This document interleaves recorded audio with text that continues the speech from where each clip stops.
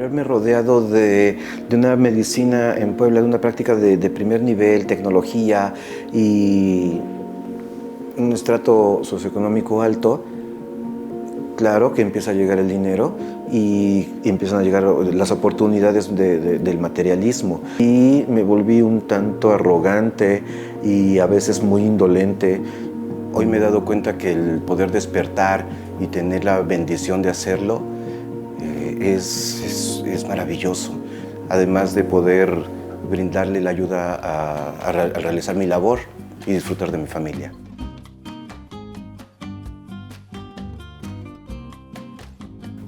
Puebla no solo se ha destacado en el ámbito gastronómico, cultural e histórico, sino también se ha posicionado en el rango de la salud, contando con médicos especialistas, pero sobre todo de gran calidad y calidez humana, como Eduardo Aquino León.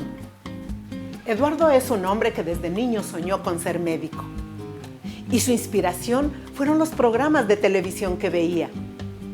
Sin embargo, al lograr su meta, también lo dominó el ego. No obstante, al darse cuenta de su error, comprendió que su mayor tarea era ayudar a los demás. Y esta es su historia, porque como tú y como yo, todos tenemos algo que contar.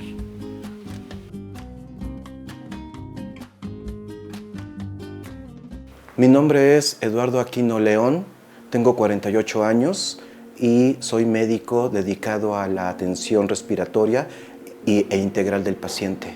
Soy originario de la ciudad de Puebla y radico en la misma ciudad. Mi papá se llama Josué Aquino Montes, mi mamá Elsa Gloria León Mota. Tengo 2 hermanos más, mi hermana Wendy, mi hermano Josué y yo soy el mayor de los 3. Mi primer día en el kinder, yo tenía miedo y estaba llorando y junto a mí se sentó una niña rubia de nombre Brenda y me gustó mucho. Y entonces el tenerla junto a mí me dio tranquilidad y no quería que me viera llorar. Yo tenía 6 años cuando mi mamá empezó su trabajo de parto. Nos llevó mi papá a casa de mi abuelita a cuidar y yo estuve llorando, estuve preocupado, pensando que algo malo le fuera a pasar a mi mamá. Ya la tranquilidad absoluta llegó al día siguiente cuando regresó mi mamá y ya con un bebé en brazos. Hay un recuerdo muy anclado de mi infancia que fue cuando mi papá llegó con una cajita y en esa cajita había 2 conejitos y uno de ellos me encantaba porque yo me lo ponía en el pecho y me rascaba y me daba besitos. En mi etapa escolar siempre fui muy tímido. En la secundaria tenía un amigo de nombre Martín y tuvo la experiencia de que falleció su mamá y esto generó mucho miedo en mí cuando por primera vez pensé en la posibilidad de perder a alguno de mis padres.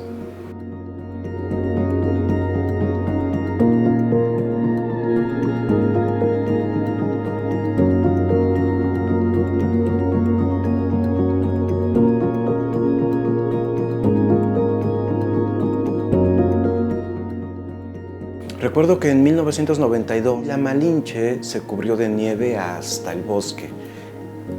Y mi papá llegó un día y me dijo, oye, la montaña está completamente nevada. La nieve es encantadora, el bosque nevado. Pero definitivamente la mejor experiencia de ese evento fue que estuve con mi papá. Recuerdo que mi papá era tal vez un tanto impulsivo. Sí llegué a tenerle miedo a mi papá, porque la manera de arreglar las cosas en esos tiempos pues era con disciplina física. Sí hubo algunas ocasiones en las que me enfrenté a él, no físicamente, pero pues, no de la mejor manera. La relación con mi mamá fue un poco más de confidente y sí un poquito de más relación de madre e hijo.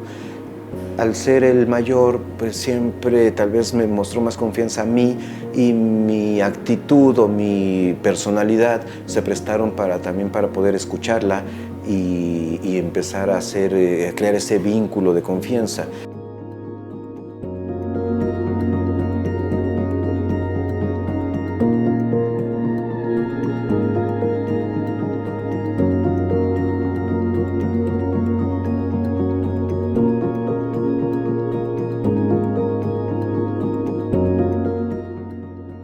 Mis amigos en la secundaria eran Martín, Antonio, Agustín, José Luis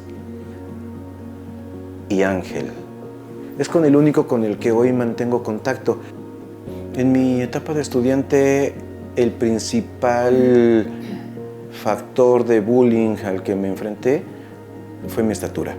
Siempre fui el más pequeño en la fila, siempre fui el más pequeño de todos mis amigos. Y esto, como siempre, dio origen a algún sobrenombre, a hacer alguna burla, pero lo pude ir sobrellevando e incluso imponer ese respeto para que esto cesara. Y para compensar el que por mi estatura yo no fui el gran goleador, entonces busqué destacar en otras áreas no tan físicas, como fue la intelectual, la artística.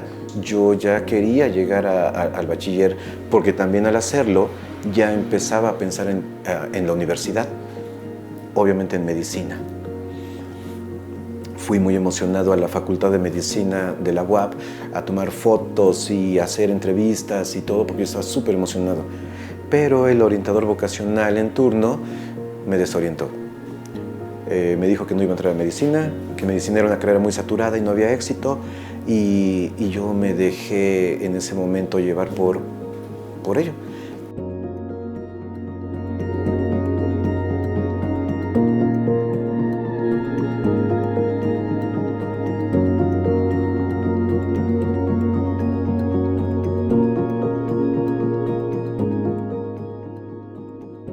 Me habló de biología y entonces de primera hora al sacar la ficha en la universidad, la elección no fue medicina, fue biología. Estuve en biología un año, no era la carrera, obviamente, pero me empecé a mentalizar en que la medicina no era lo mío. Y entonces al año siguiente me pasé a ingeniería química. Obviamente, pues no era el camino. Para el tercer año decidí ya no estudiar y ponerme a trabajar. Mi mamá pues estaba en un drama, que su hijo no fuera doctor y que ya no quisiera estudiar. Mi papá, recuerdo que lo tomó con tranquilidad y me dijo: mira, para eso estoy yo proveo, yo trabajo, tú estudia. Y yo estaba negado y dije: no, quiero trabajar, ya no quiero estudiar. Entré a trabajar a la Secretaría de Salud en un centro de salud en el área de recursos humanos. Y curiosamente fui a dar al ambiente médico. En la Secretaría el reglamento prohibía la interacción con el personal. A pesar de ello, me hice novio de una niña que era técnica optometrista. Duró 6 meses mi contrato. Después ya no conseguí trabajo. Fui a dar a un taller de herrería. Día 1. Me pusieron a limar un fierro, a pulir un fierro. Me saltó una rebaba al ojo, de metal. Y ahí fue donde dije: no, yo no regreso, voy a estudiar medicina. Compré el periódico porque salió la convocatoria, se la mostré a mi papá, yo estaba muy nervioso y me dijo: ¿y ahora qué quieres estudiar? Dije: medicina. Y él me dijo: échale ganas.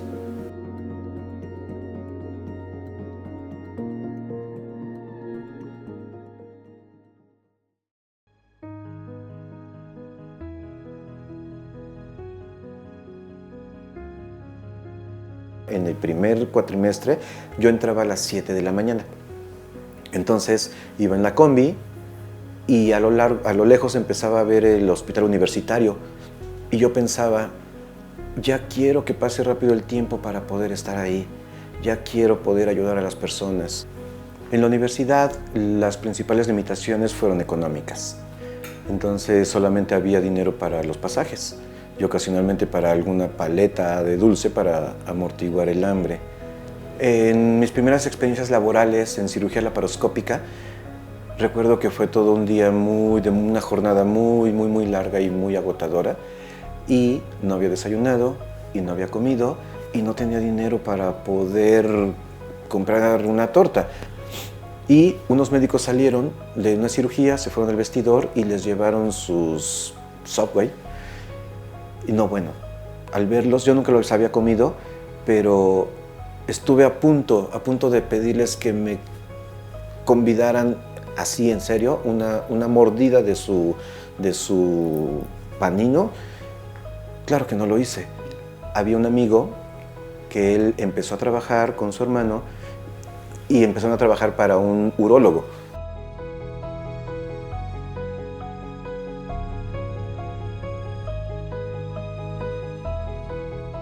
Ya llegaba con su teléfono y entonces él es el que invitaba una cerveza o situaciones.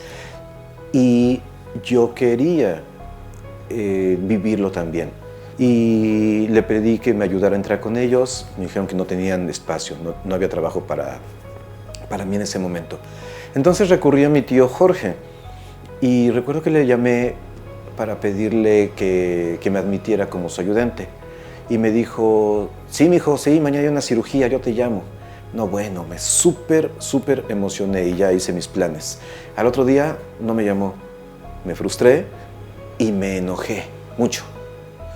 Le volví a llamar y me dijo, mira, mijo, tú estás ahorita en edad y en la situación de estudiante, concéntrate al estudio. Si empiezas a ver dinero, vas a descuidar los libros. No es el momento, ya después te va a llegar. Pues me súper indigné, me ofendí, se lo tomé a mal, no lo entendía. Hoy agradezco ese consejo. En la graduación de la universidad estaba muy emocionado. Era la culminación de 5 años de preparación universitaria y me emocionaba mucho, pero también me daba miedo el siguiente paso, que era el año de internado. Mis papás no me lo dijeron, pero indiscutiblemente estaban muy contentos y muy orgullosos. Hubo un momento en mi vida ya como médico que sí dudé de mi capacidad como tal. Estaba en un hospital y el jefe de servicio, el doctor Antonio Razo, es un cirujano, era muy estricto, muy estricto, y en ese momento él elegía de repente a alguien para estarlo acalambrando, y en una de esas me tocó a mí. Y por primera vez, y fue la única vez, que lloré pensando que yo no servía para ser médico y que era mejor el trabajo en una fábrica.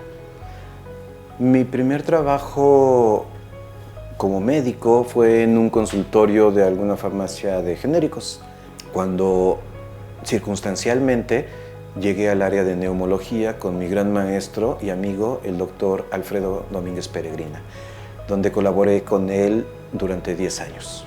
El principal obstáculo en la práctica médica fue mi apariencia de muy joven. Estaba de guardia en el hospital y llegó alguien a consulta. Entonces, por rol me tocaba, y al verme, porque antes no tenía bigote, entonces me veo más chiquito, y me dijo, ¿tú eres el doctor? Y yo, sí. Pero es que yo la otra vez vine y estaba fulano. No, pues ya no está. ¿Pero eres estudiante o ya eres médico?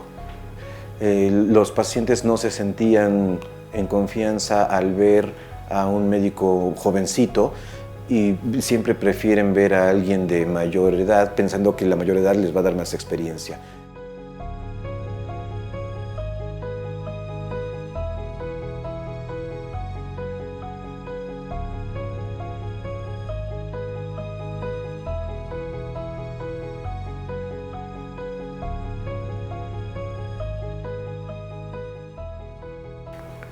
La primera satisfacción, siendo ese médico joven, fue que un paciente regresara a agradecerme porque el tratamiento le había funcionado.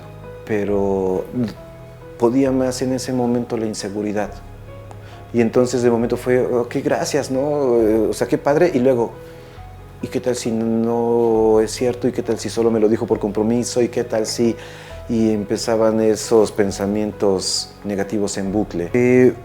Una de las adversidades limitantes en la práctica fue en una comunidad indígena de alta marginación en la Sierra Norte, y un día llegó un niño de 5 años, lo llevaban, se había caído del caballo, el papá le había caído encima, entonces llegó el niño con un traumatismo craneoencefálico severo y no había nada.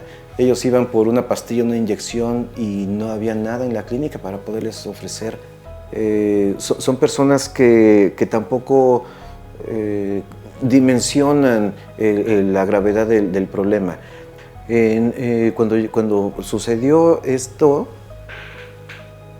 son muchas las emociones que se viven en ese instante: miedo, desesperación, angustia, enojo, porque no hay los recursos.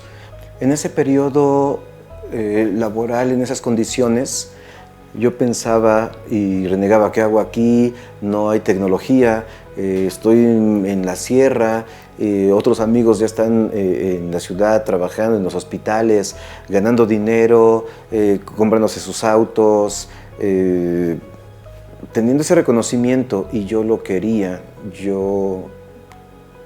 Hasta cierto punto había envidia. Sí, había envidia porque el que menos se esforzó en la universidad, hoy ya le iba bien laboralmente, y yo no. Yo estaba en esas condiciones, entonces sí fue muy frustrante y estaba yo enojado. Entonces yo quería que esa práctica o el que yo hiciera bien las cosas se me fuera reconocido y remunerado.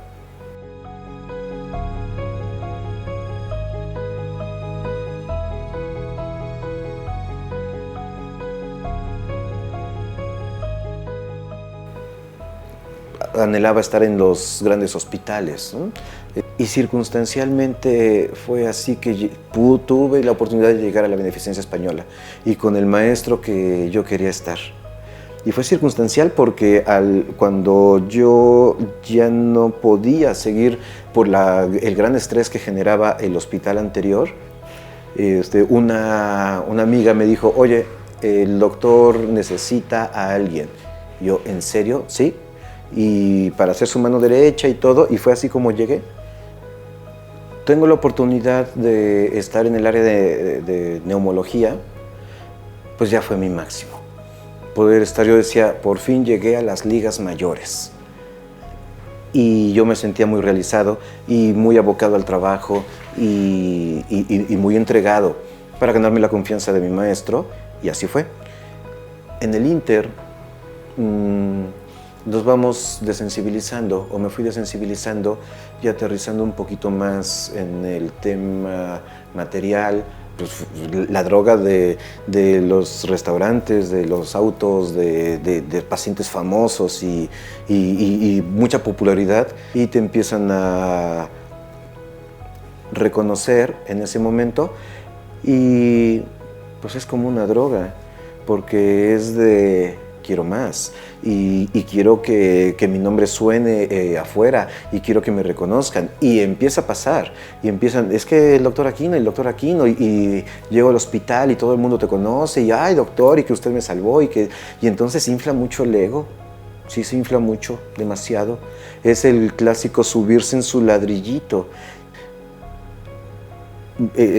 Yo, dentro de esa arrogancia, no me di cuenta de mi verdadero papel, del que debe ser un médico. Y entonces un internista una vez me dijo: oye, mira, deberías pensar más en ti, en el tema de estar solo, independizarte. Más vale ser cabeza de ratón que cola de león. Y yo me enojé. Y entonces pensé: ¿pero por qué? O sea, si es lo que yo tanto quise, lo que tanto anhelé, tanto deseé desde la universidad, por fin ya lo tengo, aquí me voy a quedar siempre.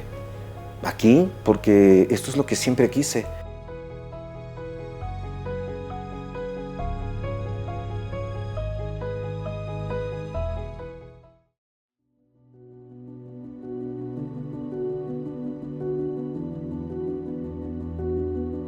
Diez años después, me aterrizaron las palabras de ese maestro. Sí, ya tenía que ver por mí, por mi propia práctica, por mis propios pacientes, por esa realización personal, porque era cola de león. Y eso fue lo que me llevó con mucho miedo, pero a tomar la decisión de independizarme. Y es la mejor decisión que he tomado. Durante la pandemia, todos tuvimos pacientes que murieron en sus domicilios y en los hospitales, los que alcanzaban lugares.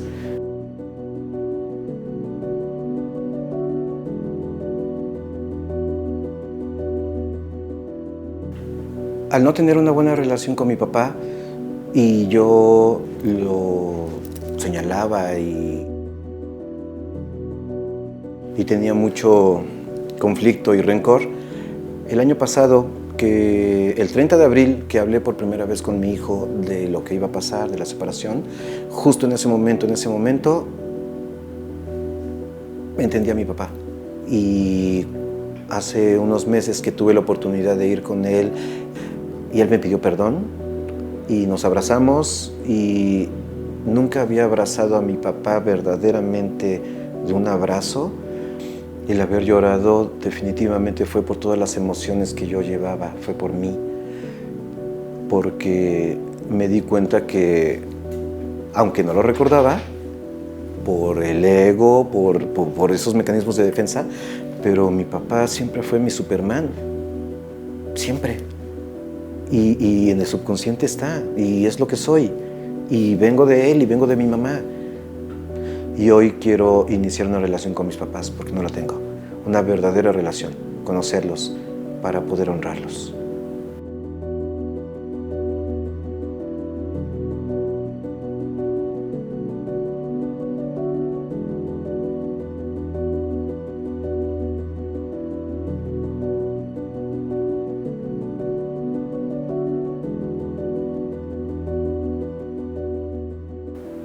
Después de haber tenido todas estas experiencias de vida, personales y profesionales, es como si yo voy en mi auto, ahora yo voy adentro manejando a gran velocidad, no veo el tablero, no veo el paisaje, veo lo que está adelantito y ya llegué.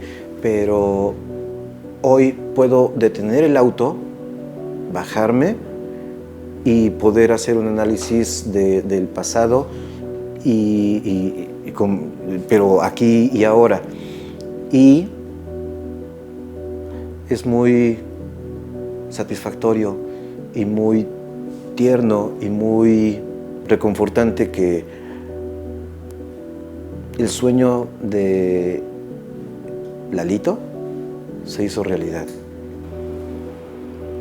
Lo que hace especial a Eduardo es el haberse aferrado a sus aspiraciones, a enfrentarse a sus equivocaciones y enderezar el camino, pero sobre todo a ser un médico con gran calidad y calidez humana.